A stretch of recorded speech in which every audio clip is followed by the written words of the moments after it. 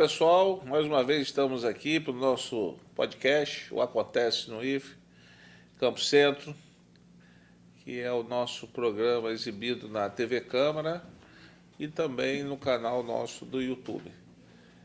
É um programa que faz parte do projeto de extensão dos nossos alunos do ensino médio, que é o Conexão IFE, onde dentro do Conexão IFE nós temos vários programas, e um deles é o Acontece no IFE Campo Centro.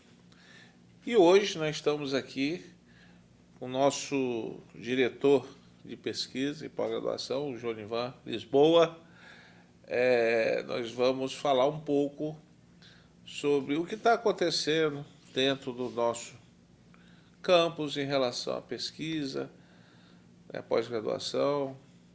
E claro que quando a gente fala em pesquisa também se estende à nossa sociedade, temos muitos projetos ligados externos também ao nosso campus. Então, nosso amigo, diretor e amigo Jonivan Lisboa. Com certeza. Obrigado, Carlos Alberto, pelo convite. É um prazer sempre poder falar da nossa instituição, né, para o nosso público externo.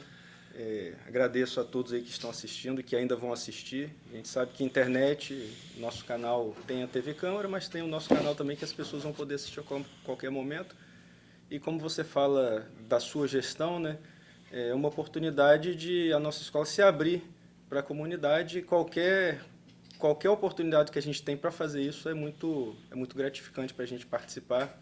A gente que já está integrando essa gestão há algum tempo, mas sempre com disposição, sempre com novidade para mostrar. Bom, eu sou professor da casa, né, da área de informática, estou compondo a gestão do professor Carlos Alberto, como ele falou, na diretoria de pesquisa e pós-graduação.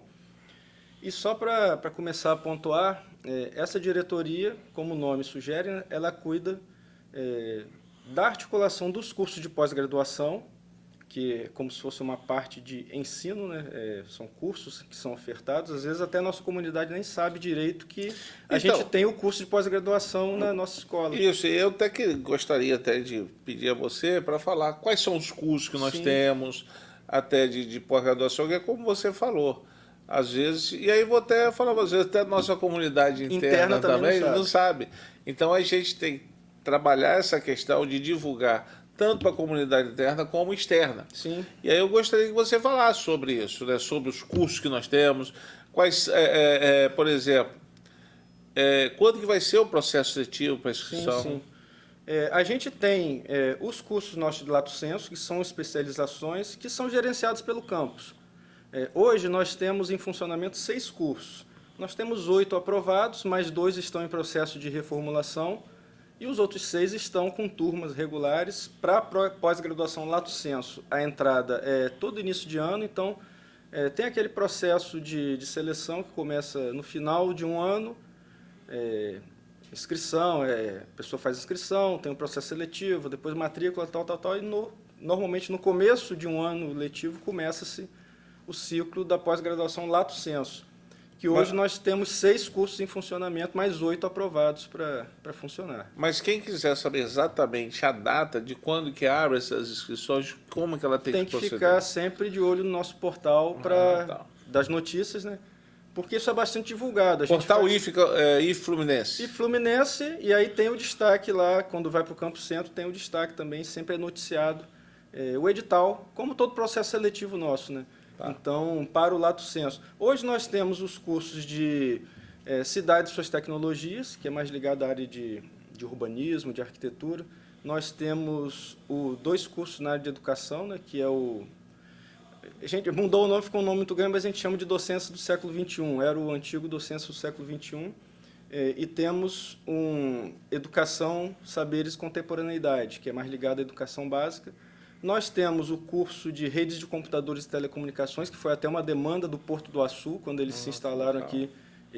A gente sabe que o curso de Lato Sensu, ele é um curso que tem uma pegada de uma demanda mais específica, e é claro que hoje a gente faz levantamento de demandas, a gente não abre o curso assim ao léu, tem que saber se vai ter demanda. Esses cursos nossos, eles são bastante antigos, o de redes é o mais novo, já tem 3 anos, 4 anos, foi um pouco antes da pandemia que ele começou. E por exemplo, nós temos o nosso curso de Literatura e Memória Cultural, que tem 20 anos. Ele surgiu antes até do curso de Letras nosso aqui da graduação. Bacana. Então, é um outro curso, Literatura. Nós temos a pós-graduação, aí os que estão em processo de reformulação. Eles estão em Design e Marketing e Ensino de Geografia. Eles sempre têm processo seletivo, processo de reformulação de currículo. Nós temos um curso de Educação, Ambiente e Sustentabilidade, que também é voltado para a área de meio ambiente, a parte ambiental. Esses cursos de lato sensu, eles têm muita aderência para o público, por exemplo, docente, profissionais da área que queiram fazer a sua especialização.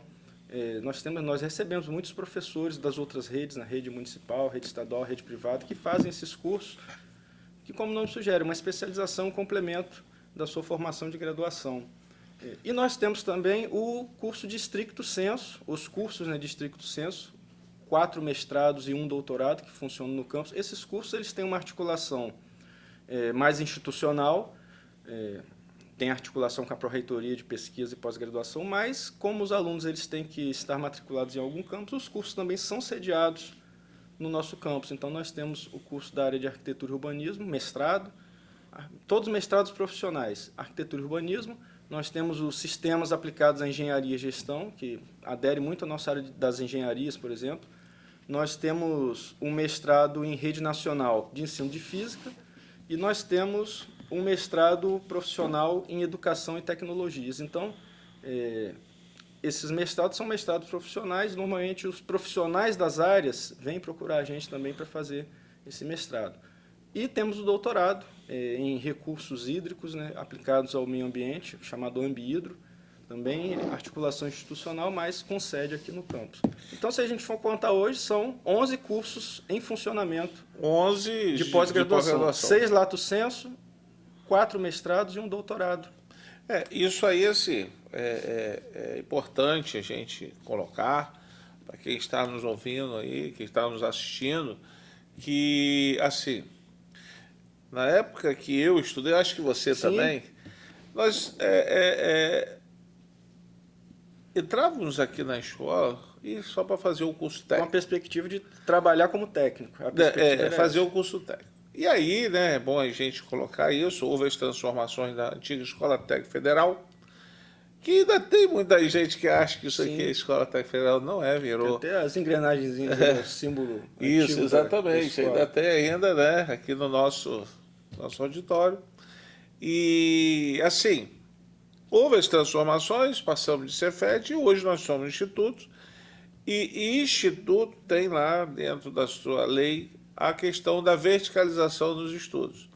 Isso, o campus sendo aqui, ela tem uma vertente aí para essa questão da verticalização muito forte. Como você falou, então o aluno hoje aqui, né, vamos falar, o aluno hoje ele tem possibilidade de uma escolha, um leque muito grande dos cursos técnicos. Sim. Terminou o curso técnico, se ele quiser fazer uma graduação, também tem um leque muito grande. Ele tem a graduação, se ele quiser seguir uma licenciatura, tecnologia ou bacharelado, ele tem opções. E agora, né, com 11 cursos, né, de pós-graduação, ele pode fazer uma pós-graduação, um mestrado e o doutorado. Sim, e a gente consegue até identificar os itinerários. Por exemplo, o pessoal da área de indústria, ele faz lá o seu curso de mecânica, elétrica e tal, depois ele pode fazer a graduação nas engenharias, né? Nós temos 4 engenharias, e depois fazer o mestrado profissional ou na área de engenharia ou na sua área de arquitetura, enfim. São itinerários. A pessoa faz edificações, depois faz a arquitetura, graduação, depois faz o mestrado em arquitetura, pode fazer o doutorado. Então, como você falou, isso ajuda muito a cumprir essa meta que tem lá na lei da verticalização, de possibilitar, não só para o nosso aluno, né, mas para... A gente recebe muita gente de fora também que estuda em outras instituições e vem fazer nossa graduação, nosso mestrado, mas acaba sendo nosso aluno desde o primeiro curso lá. E nós temos também a possibilidade, hoje, temos vários cursos FIC, né, que é antes do técnico, ainda a pessoa já tem um gostinho de experimentar alguma coisa profissionalizante na nossa instituição. E isso deixa a gente muito, muito feliz, né, de poder... e a gente sabe que a gente só abre as coisas quando a gente dá conta, e a gente sempre conta com a nossa comunidade para esse tipo de coisa. Então, nós temos assim, você mais do que qualquer outro, tanto você na sua área de pesquisa, né, diretoria de pesquisa, como o Alex também na área de extensão, esta preocupação também do que nós estamos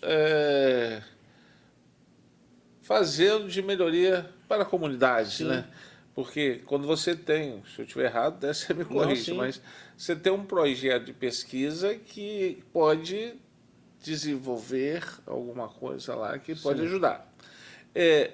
Dentro desses cursos de pós-graduação, Jonimar, eu até recebi, você deve ter recebido também, um trabalho de uma aluna, né? O nome dela é Eliane Antunes Marinho do Prado, Uhum.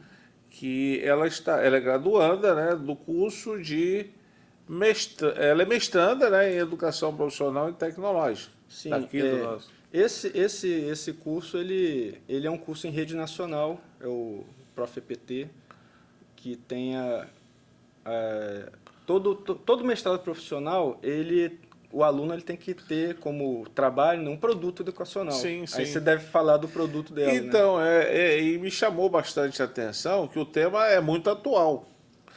Ela fez no trabalho dela uma cartilha, aí também o professor orientador, Professor Jones, o Jones, quase o seu... quase. Jones Felipe. Jones Manhães Jones Felipe, ele é da área de Isso, educação. isso.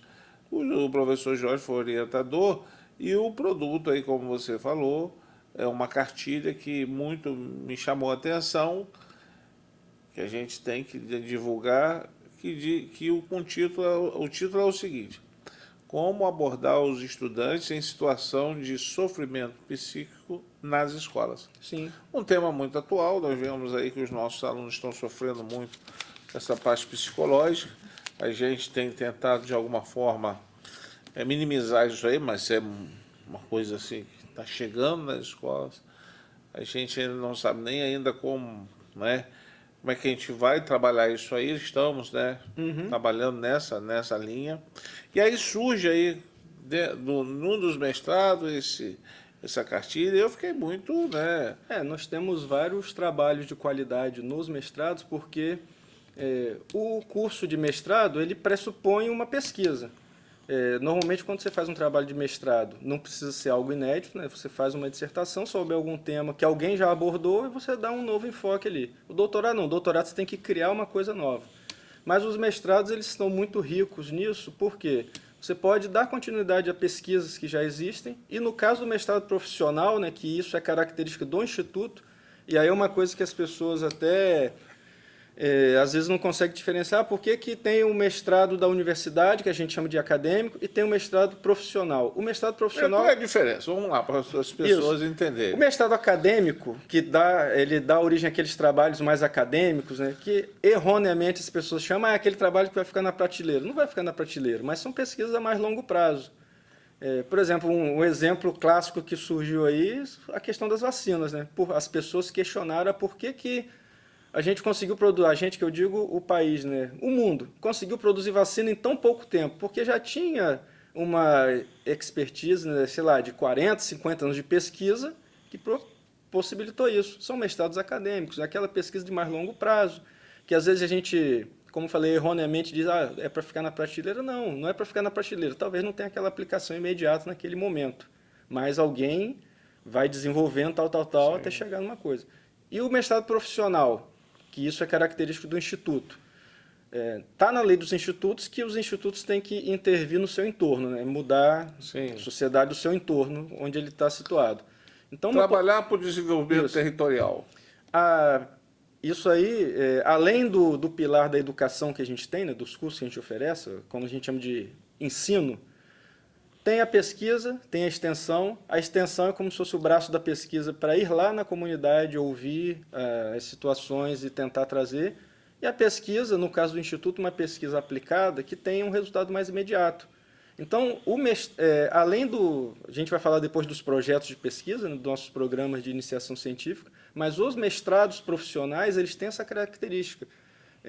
Nós temos aqui 4 mestrados profissionais em que os alunos eles têm que fazer o produto educacional para ter uma aplicação meio que imediata. Então, não é aquela pesquisa que vai ficar anos e anos sendo desenvolvida. é uma coisa mais imediata. Então, essa seria uma diferença entre o dito mestrado acadêmico e o mestrado profissional, né? E o mestrado profissional possivelmente já envolve profissionais. Essa aluna ela já trabalha na área de saúde, de psicologia, então ela, enquanto profissional da área, ela veio fazer o seu mestrado para aumentar a titulação dela, a capacitação, e ela conseguiu aliar essa pesquisa para uma coisa na área educacional para gerar um produto educacional de aplicação imediata. E como você falou, uma coisa importante porque nossos alunos, a sociedade tem adoecendo, né? Vem sendo adoecida até por conta de vários fatores, né? Pandemia e tudo mais. E aqui na escola a gente tem qualquer medida que venha a ajudar a gente a aplicar isso para mitigar esse problema é interessante. Então, não sei se ficou clara a diferença, né? O mestrado profissional envolve o profissional e tem uma aplicação mais imediata. Uma aplicação mais imediata. E aí a gente fica feliz de poder aliar, né, o saber, né, a pessoa está ali fazendo o seu curso e o produto educacional que vai ser aplicado aí. Nós temos vários. Por exemplo, nosso mestrado em arquitetura, as pessoas têm várias soluções, e aí fica um alerta aí até para o poder público, governantes, podem procurar aqui a nossa academia aqui, várias soluções na área de urbanismo, na área de mobilidade, na área de meio ambiente, qualquer coisa que se possa fazer nessa área, nós temos projetos, nós temos trabalhos de conclusão de curso, né, de mestrado, até de doutorado, que possa auxiliar nessa área, porque é o objetivo do Instituto, a gente está aqui para intervir no nosso entorno. Então, isso é uma coisa até importante, né, que a gente possa falar, né, e as pessoas ouvirem, enfim. Porque muitas das vezes, né, as pessoas estão lá fora e sentem uma barreira, isso é normal, é comum, entre vir aqui no Instituto para conversar, né, para trocar figurinhas, vamos dizer assim. Mas a gente tem percebido que isso tem diminuído um pouco. Quer dizer, esses muros da escola têm caído. A gente tem que derrubar esse muro essa barreira da escola com a sociedade externa, para que a gente possa levar algumas soluções nossas de projetos de pesquisa externamente para a nossa comunidade, nossa sociedade. Cumprir a lei, né? Porque a gente tem na lei que a gente tem que fazer isso. Sim. Mas existe uma dificuldade em relação a isso pela cultura que não era, né? Antes de ser instituto, nós fomos Cefet, fomos de escola técnica, e que não tinha essa cultura. Mas, enfim, e o Instituto é uma instituição nova, adolescente ainda, né? Sim. Adolescente. Debutante. Mas a gente já avançou bastante, eu acho que a gente avançou bastante. Aí, me diz uma coisa, Jolivan, daqui dentro do nosso campus, que é a nossa área de atuação, quantos projetos de pesquisa nós temos hoje? Olha, nós... o Instituto, ele prevê esse programa de iniciação científica, né, que é o fomento a projetos com envolvimento de estudantes. Isso é característico do projeto. O professor, né, o coordenador, ele vai propor um projeto e tem que envolver os estudantes. E existem os ciclos de execução desses programas, né, desses projetos. O nosso ciclo de instituto, bolsas, né, fomento institucional, o projeto ele vai de março a dezembro. Nós temos outros ciclos de fomento, nós temos ciclos de fomento, por exemplo, do CNPq, né, que é aquele órgão nacional que também tem fomento de bolsas. Nós temos possibilidade de captar fomento externo também com fundações de apoio. Hoje, por exemplo, nós temos vários projetos financiados pela FAPERJ, né, que é a Fundação de Apoio à Pesquisa do Estado do Rio. E, de uns tempos para cá, a Prefeitura Municipal também vem fornecendo editais de fomento para projetos. Os ciclos eles acabam não coincidindo, porque, por exemplo, o ciclo do IFE é de março a dezembro, o ciclo do CNPq é de agosto de um ano até julho do outro ano, o da Prefeitura também. Não, então é difícil você fechar o número exato, mas vou dar uma estimativa. Atual, hoje, vamos dizer assim, com a interseção dos ciclos. Nós temos hoje cerca de entre 80 e 90 projetos com coordenadores sendo professores do Campo Centro. Certo? Aí é fomento do IFE, fomento da FAPERJ, da Prefeitura, CNPq, de 80 a 90 projetos. Estou tendendo mais para o 90 porque... E isso, eu sempre gosto de falar, isso mostra que o nosso público docente, né, os pesquisadores, né, eles têm essa disposição para propor os projetos, para submeter projetos nos editais, que eles sabem que vão ter essa possibilidade do fomento. E a gente fica muito feliz também porque aí não é fazer comparação e tal, mas hoje o nosso campus responde por 1/3 da pesquisa de todo o Instituto Federal Fluminense, juntando todas as outras unidades, né, que também têm as suas propriedades, a sua qualidade na pesquisa. A gente costuma falar que as unidades dos institutos, né, cada um se especializa em alguma coisa. Por exemplo, a gente tem unidade que é especializada na área de agrária, né, tem unidade especializada na área de saúde, a gente tem várias especializações. Nós temos área de indústria, nós temos área de serviço, nós temos área de educação muito forte. Então, nós temos muitos projetos que vão por esse leque aí da nossa atuação.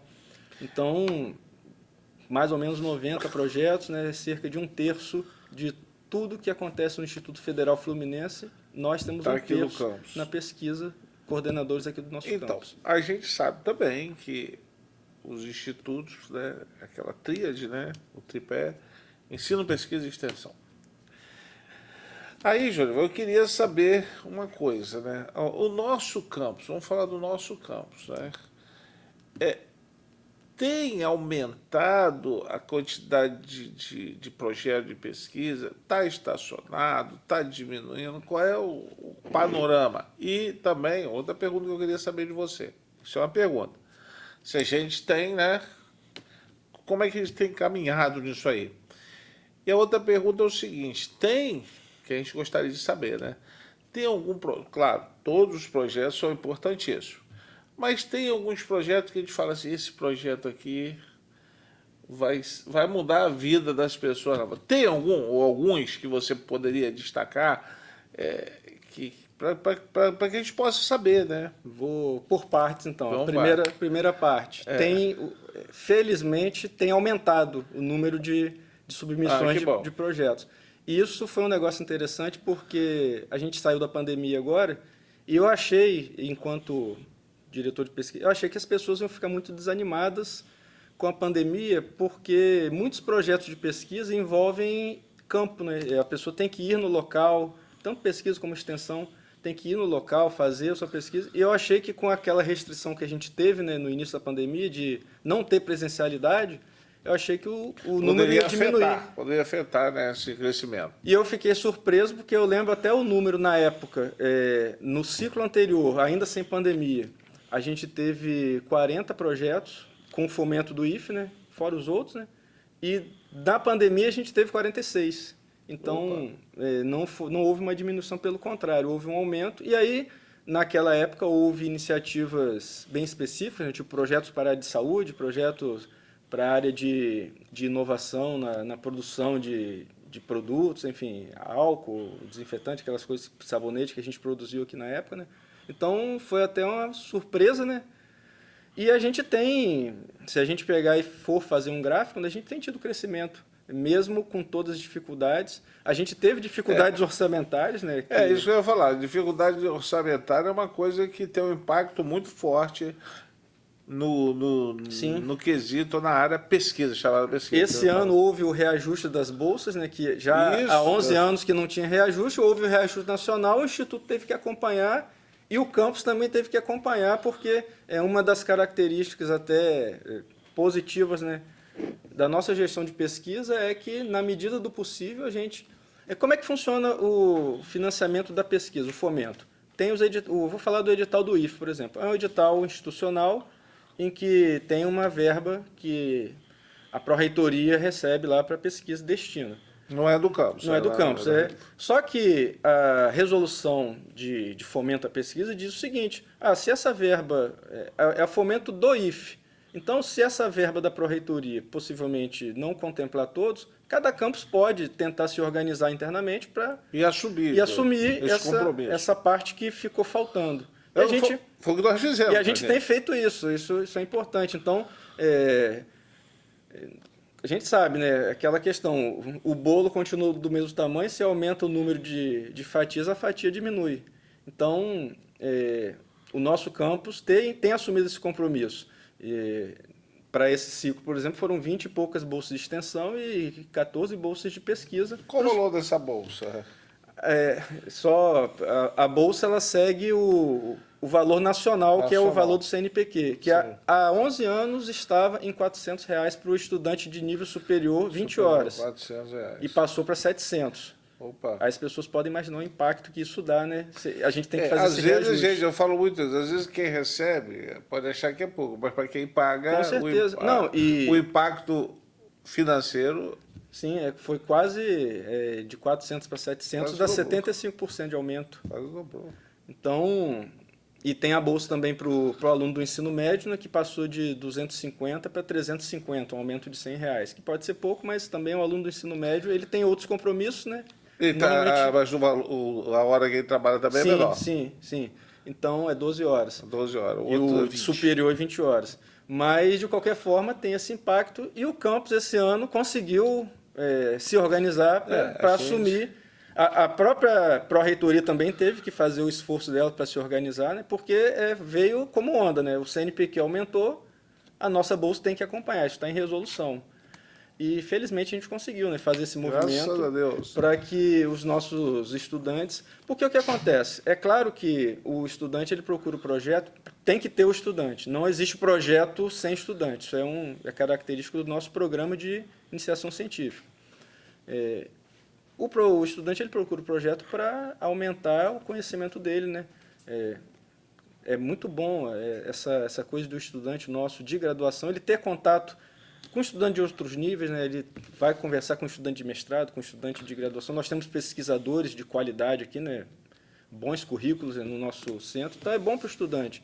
E, às vezes, ele se candidata até para ser voluntário, só que é claro que se tiver uma bolsa, né, o atrativo vai ser maior do projeto. Então, mais uma vez, eu reafirmo, essa organização que o campus faz para poder fomentar isso é fundamental para que projetos consigam ser executados. A gente tem que valorizar esse trabalho dos bolsistas também, né? Eles estão trabalhando, tem que receber, não tem jeito. Sim. Acho que é interessante, e é o que você falou, a gente, vamos dizer assim, incentivar, apoiar, para que os projetos de pesquisa, eles cada dia aumentem mais, que os professores... eles vejam a importância de fazer a pesquisa, de ter um projeto de pesquisa. Sim. Isso é muito importante, tanto pesquisa como extensão, caminham assim, né? E aí, fazendo a segunda parte da sua pergunta. Olha o projeto aí que você vê assim, olha, esse projeto aqui... Poxa, aí você vai me deixar em maus lençóis, mas eu acho que os colegas vão entender, porque tem muita coisa envolvida. Olha só, tem um projeto de pesquisa, eu entendo dessa forma, se eu estiver errado, você também volta... corrigir. Eu vou falar. Às vezes tem um projeto de pesquisa que assim, é mais ligado a, sei lá, desenvolver um produto, alguma coisa assim. Sim. Mas tem aquele projeto de pesquisa que eu tenho às vezes acompanhado que já tem durante o projeto já tem um impacto. Então vou dar um direcionamento para os colegas não ficarem muito chateados, porque os projetos normalmente eles são ligados a núcleos de pesquisa. E aí nós temos aqui no nosso campus um núcleo bastante atuante, que é o núcleo que envolve a arquitetura da cidade, é o APA, Arquitetura e Paisagismo. E eles têm muitos professores que atuam nesse núcleo e tem vários projetos que, desde há algum tempo, 10 anos, 11 anos de atuação, que tem tido destaque. Aí eu vou falar, por exemplo, de um projeto que faz a intervenção na comunidade da Margem da Linha, que teve vários desdobramentos e agora a gente teve... Agora há pouco tempo, nesse ano, a gente teve até um evento aqui Mas esse projeto ele foi de pesquisa ou extensão? Na verdade, o que acontece? O grupo de pesquisa, como eu falei, a extensão é um braço da pesquisa. Tem a pesquisa que se faz e a extensão vai lá na comunidade, faz a escuta, faz a intervenção. Costuma ser híbrido a coisa. Não estou falando desse projeto específico, daquele evento, só que esse grupo da arquitetura tem vários projetos em articulação até com o poder público, né?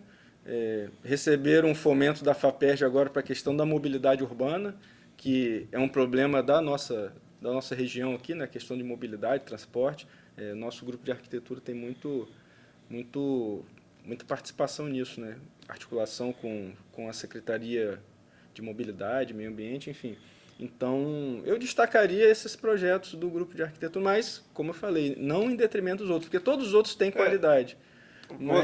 Você falou desse projeto de arquitetura e eu me lembrei aqui que eu acompanhei, né, uma apresentação e eu achei e foi do pessoal de arquitetura mesmo.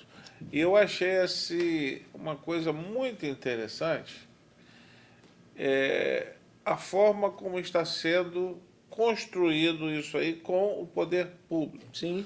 E é uma coisa que eu não sabia. E aí me falaram assim, olha, se a prefeitura hoje precisar de uma pesquisa em relação, que foi o tema lá, se eu não me engano, mobilidade em campos, Sim. ela vai ter que, se tiver alguém, claro, lá, mas que normalmente não tem um pesquisador, ele vai ter que trabalhar essa pesquisa. Isso aí vai durar no mínimo aí 2, 3 anos. Sim. Isso se ele tiver o profissional para isso. Se ele tiver o profissional para isso. Agora, o que acontece? Nós já temos isso Sim. aqui.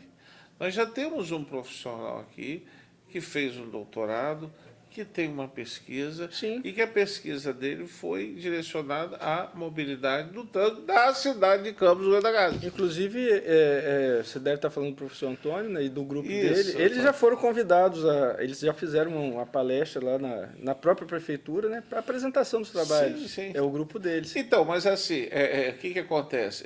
A gente já tem essa riqueza para oferecer. Exatamente. Nós temos já o que talvez a prefeitura interesse ao Sim. poder público. Nós já temos um produto pronto que interessa ao poder público. E interessa para a gente divulgar interessa também. Né, colocar essa pesquisa aí Em prática. em prática. Né? Então, não lembro que dessa vez eu fui até lá para assinar um convênio. Sim. Para que a gente possa fazer essa interlocução do que um produto que nós já temos, que é um produto que interessa ao poder público, ou até ao poder privado também. Às vezes a gente fica angustiado com isso, porque, pô, gente, a gente está aqui, é só procurar a gente, não é só saber... Mas aí, Júlio, também, assim, é isso aí.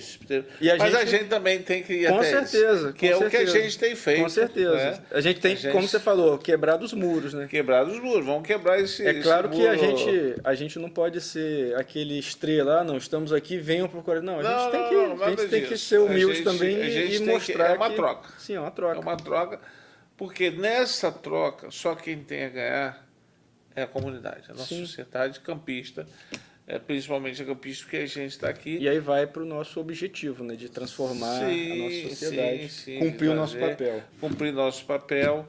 E aí, por exemplo, quando você fala em si, nós estamos cumprindo o nosso papel. Sim. Nós estamos levando conhecimento, né, à nossa sociedade aqui. Quando a gente fala em extensão, também nós estamos levando coisas que talvez não seja o ensino, mas de outra forma. E pesquisa também. Tem que ser o tripé, como você falou, o tripé. O tripé, que tem sido muito importante, que aí, né, como a gente sempre tem colocado, nós estamos sempre procurando fortalecer tanto a pesquisa como a extensão. É claro que para isso precisa do apoio financeiro. Sim, e que a gente levou um tempo aí meio, né? Mas eu acho que o principal disso tudo é a mobilização da nossa comunidade, porque mesmo com essa dificuldade que a gente teve, e aí eu acho que é um destaque da gestão, né? A gestão ter essa iniciativa de chegar para as pessoas, para os coordenadores, para os professores que vão ser coordenadores de projetos. Gente, tem editais, vamos colocar projetos. Essa semana agora a gente recebeu um edital até divulgado pela Pró-Reitoria de Extensão para apoio a 5 iniciativas, clube de astronomia, clube de robótica, tal, a gente está divulgando. Que bom. Nós temos um projeto de astronomia aqui no campus, né? Temos. Então, eu falei para a professora, tem esse edital aí até dia 10 de setembro, Cristine. vamos colocar porque tem recurso para isso. Então, A Cristina é excelente nessa questão aí da astronomia, ela tem muito conhecimento. pois é, e aí o nosso papel enquanto gestor, às vezes as pessoas podem pensar, o gestor não faz nada. Gente, quem tem que fazer o projeto é o coordenador e tal. O nosso papel é o quê? É fomentar, é avisar, é estimular. Gente, tem isso. Quando for possível, organizar o orçamento para dar uma outra bolsa que... Então, a gente sabe, o mérito dos projetos é todo dos coordenadores, dos bolsistas que atuam. Mas a gente, enquanto gestão, está fazendo nosso papel também de fomentar. Você está falando aí da Cristina, assim, ela tem um projeto de astronomia muito bacana. É um projeto que poucas escolas têm. Sim. Mas nós temos o projeto dela, né? A gente tem um pouco de dificuldade da questão financeira para que ele comece Sim. realmente a ter um destaque maior dentro da nossa instituição. Eu até, né, Cristina, nós já temos aquele... O domo lá no... Não, lá no Bloco G, aquele... É o terraço do Bloco G. Sim. E eu até falei, Cristina, vamos montar ali uma sala container ali, que seria ideal para fazer as observações? Para observar, para montar os equipamentos dela lá, que lá seria o local ideal. Mas, infelizmente, né, essa questão orçamentária... Mas não... aí esse tipo é um projeto. Esse edital que surge agora é uma oportunidade e a gente sempre está avisando aos coordenadores. Gente, vamos submeter porque a gente quer receber as escolas, né? A gente quer receber a comunidade, fazer eventos, tudo mais. Mas... Que aí eu queria fazer, né, esse é um projeto dela, mas que a gente quer engajar um laboratório de astronomia. Sim. Isso aí, o local, assim, espaço físico nós temos, não temos, né, essa estrutura. Mas vamos ver, a gente vai caminhando. Não, o importante quem sabe que a gente não arruma um patrocinador também, né? Se ouvindo um programa nosso aqui, né? Pode então... ser que alguém sensibilize e fale assim, não, vamos construir esse laboratório de astronomia, vamos ver. A gente está sempre procurando meios de que isso... Agora, Jolivan... Só para finalizar essa questão de projetos que possam ter um impacto, né? A gente tem as nossas equipes de competição, né? Que sempre estão tendo impacto. Nós temos o Barco Solar, nós temos o Goitaborgs, né? Que é a robótica de competição. Nós temos construção de 2 carros, né? O carro elétrico e o Baja. Nós temos equipe de robótica. Todos esses com financiamento externo da FAPERJ. É importante dar o crédito à FAPERJ, né? Que a gente tem muito financiamento interno. E tem financiamento interno e, na minha visão, o mais importante é a disposição das pessoas em se colocarem. A gente sabe que hoje o nosso docente ele tem a carga horária dele de aula, mas ainda assim ele se dispõe a colocar projetos até além da carga horária que está regulamentada. E os estudantes também, que esses projetos eles têm muita riqueza porque eles são projetos interdisciplinares, né? Tem estudantes de vários cursos que interagem entre si, cada um na sua área, na sua área de conhecimento. Esses projetos, assim, por que eu falei assim, que a gente também financia? Porque o financiamento para equipamentos está vindo realmente... Mas precisa, por exemplo, de logística, um transporte para algum lugar. Não, mas o financiamento de viagem está sendo feito pelo campus. Transporte. Transporte. Alimentação para os alunos que vão viajar. Hospedagem, tudo que isso. Ajuda de custo está sendo dado pelo campus. Então, o campus financia aqui, essas coisas, né? Você fazer pesquisa, você fazer extensão... Inovação, né? Não é barato, né? Não é barato, mas...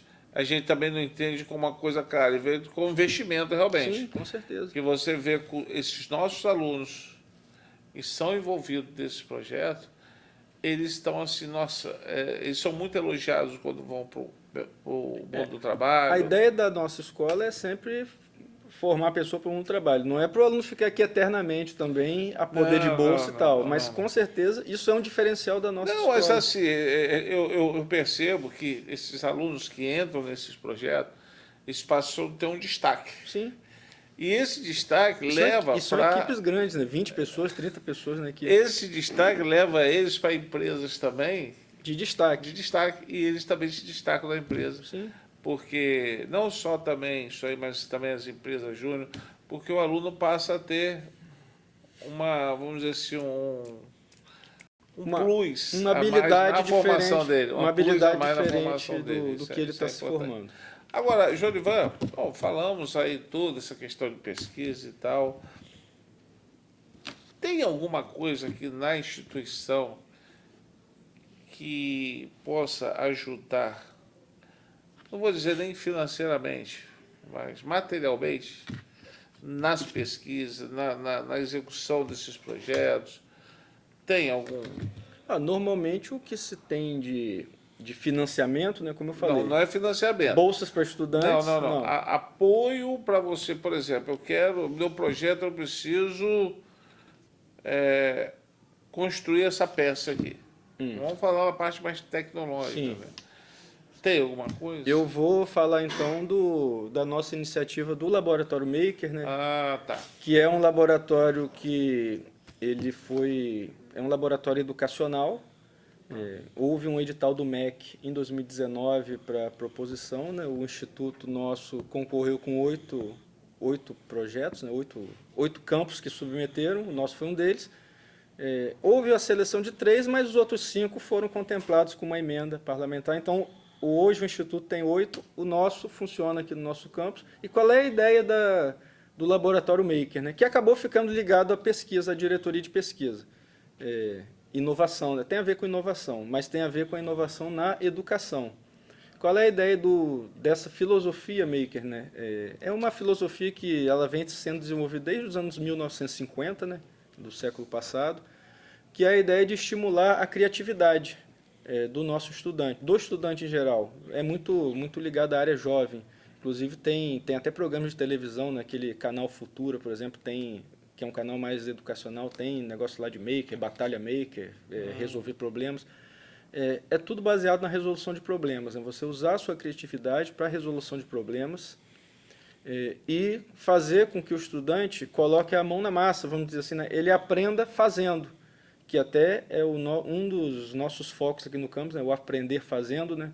Nós vamos ter a Semana do Saber Fazer, né? Que tem até esse nome. Vamos falar daqui a pouco. Ele aprende a fazer colocando a mão na massa, colocando a prática. Essa resolução de problemas, ela é uma metodologia pedagógica. Sim, sim.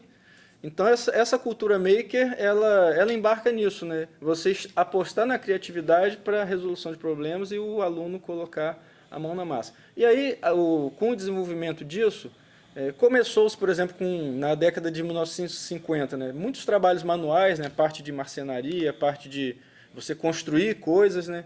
Aplicados à educação. E aí, com o desenvolvimento tecnológico, surgiram, por exemplo, as máquinas, né? Surgiram os computadores, surgiram a fabricação por deposição, né, o que a gente conhece como a impressão 3D, né? Você fabrica uma peça depositando material, mas tudo isso passa porque você tem um problema e você tem que ter alguma metodologia para resolver o problema. E se esse problema for construir uma peça, você tem que ter um modelo dessa peça, saber como ela vai se encaixar na resolução do problema. E vamos supor, eu quero produzir uma peça, técnicas antigas, vamos fazer usinagem. Fazia peça. Hoje não, hoje a gente já tem, além dessas técnicas tradicionais, né, quero soldar, quero usinar, tem a fabricação via deposição, que é a impressão 3D.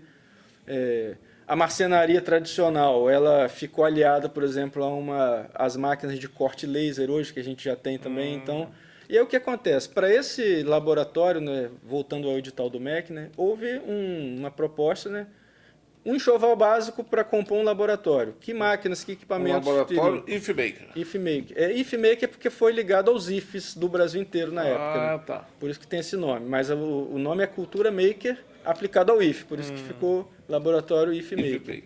Foi um enxoval composto por, sei lá, impressoras 3D de pequeno porte, de médio porte, uma cortadora laser, um scanner, alguns notebooks, kits de Arduino, de robótica, né? Porque o Arduino é um kit de prototipação de circuitos. Né? Eu quero fazer um circuito de controle de nível de um reservatório na indústria. Posso fazer um protótipo ali no Arduino, depois, se der certo o protótipo, ele vai lá e fabrica de forma industrial. Então, nós temos um laboratório desse hoje funcionando no campus, desde a pandemia, né, que a gente foi tentando estruturar, e hoje a gente está em funcionamento. E qual é a ideia disso, na prática? Atender a demandas educacionais da nossa instituição. seja demandas internas, seja demandas de parcerias com outras instituições. E o que a gente tem feito?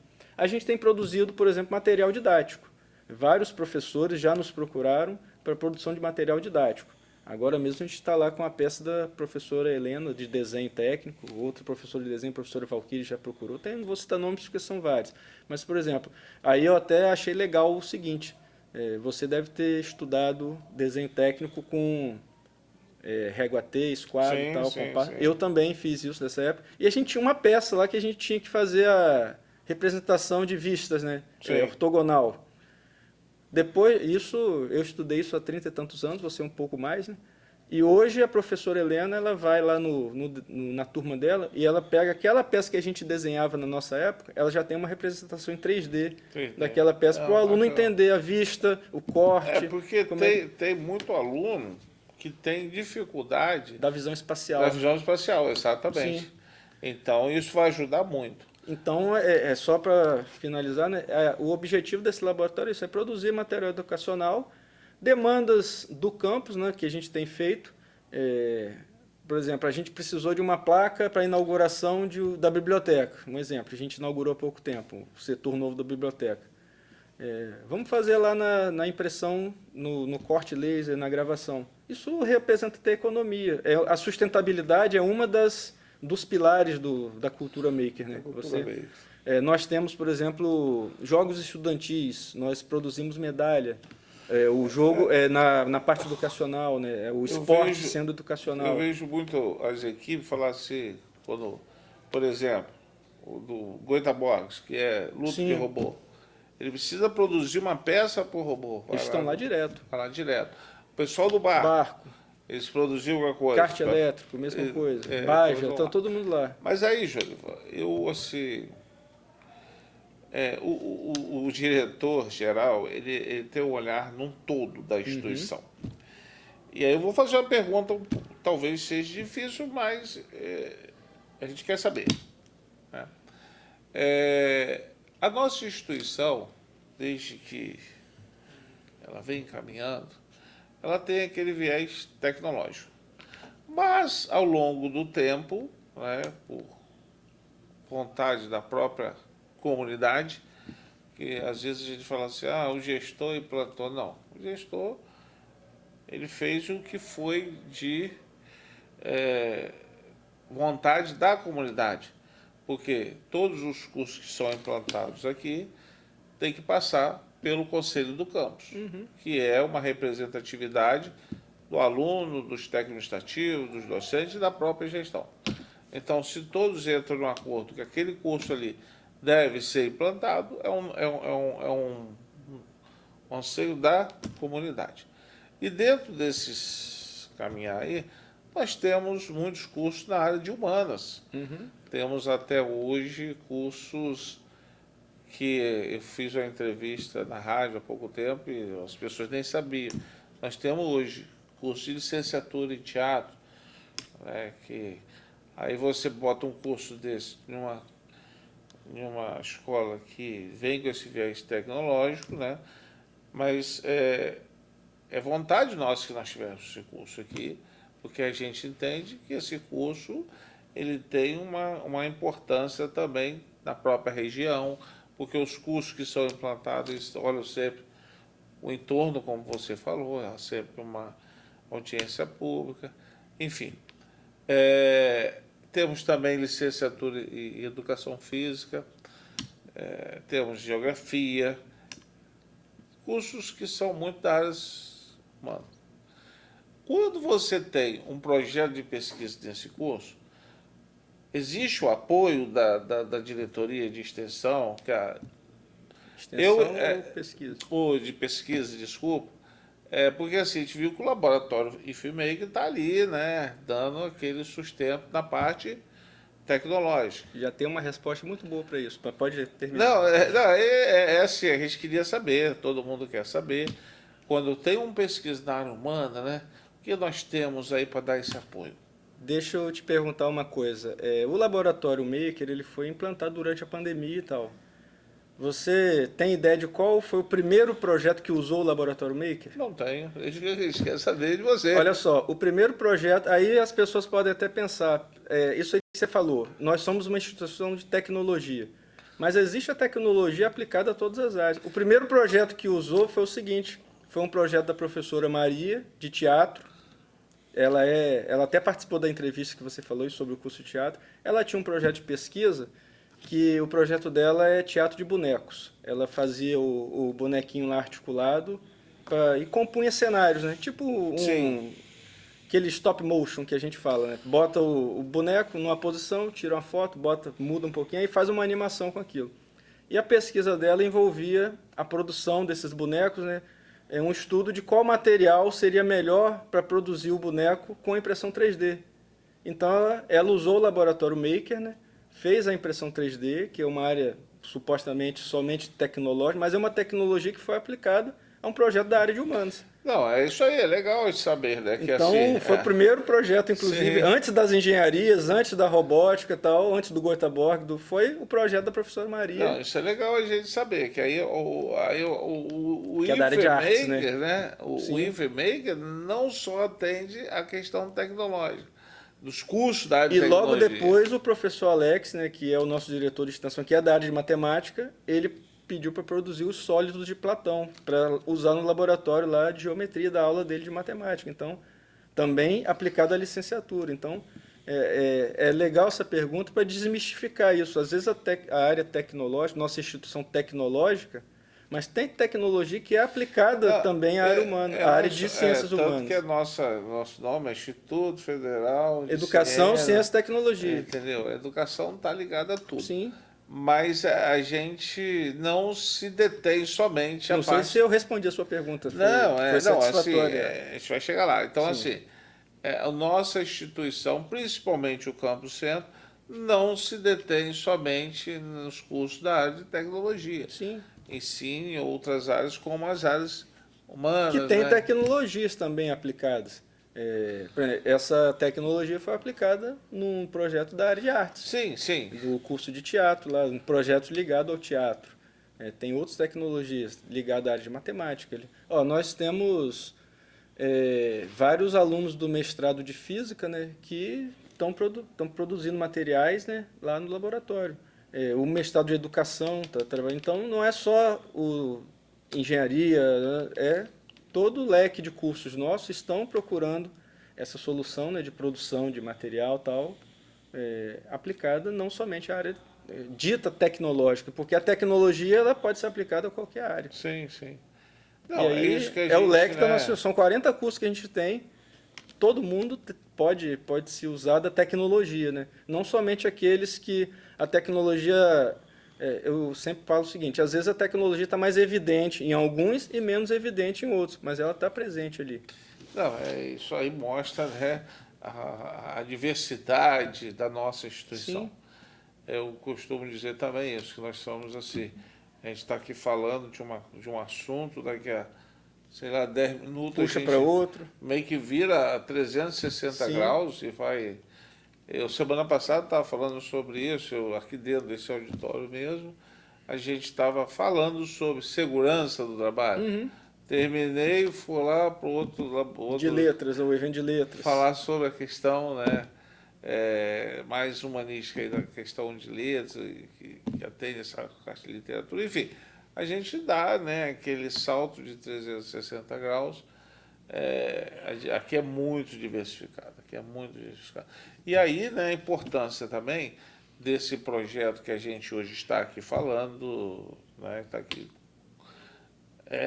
participando, que é o Conexão IFE, onde a gente traz todas essas informações. Sim. Eu tenho certeza que muitos servidores, alunos ou também terceirizados que trabalham aqui, não conhece muitas das nossas ações que a gente faz, né? Porque são tantas ações e fica difícil a pessoa ter esse acompanhamento. Uhum. E a gente até fala às vezes assim, olha, o nosso sistema de comunicação está ruim. Pode até estar, mas é muita informação. É muita informação. É muita coisa que a gente tem que acompanhar E tem que tratar para dar informação com qualidade também. Não pode Isso. falar de qualquer jeito de coisas que são importantes. Isso. Então, Jorivan, assim, você quer falar mais alguma coisa? Então, estou à sua disposição. Não, Eu estou acompanhando a hora aqui, do nada já temos quase mais de 50 minutos de Não, de então, conversa o aqui. bate-papo é muito bacana, que a gente vai desenrolando, vai, né, trazendo tudo que as pessoas precisam saber. E aí a gente, né, estamos encerrando aqui o nosso podcast aqui com o professor, diretor de pesquisa, o Jorivan Lisboa.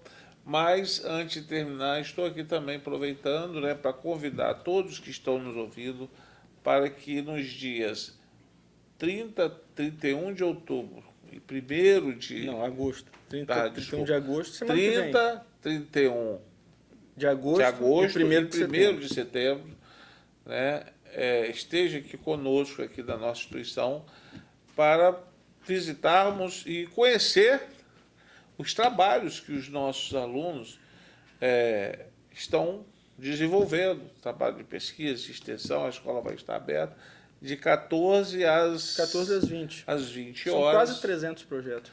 São quase 300 projetos, né, que estão aqui, então nós convidamos a todos que estão nos assistindo para estar conosco aqui, conhecer esses projetos nos dias 30, 31 de agosto e 1º de setembro, na nossa Feira do Saber Fazer Saber.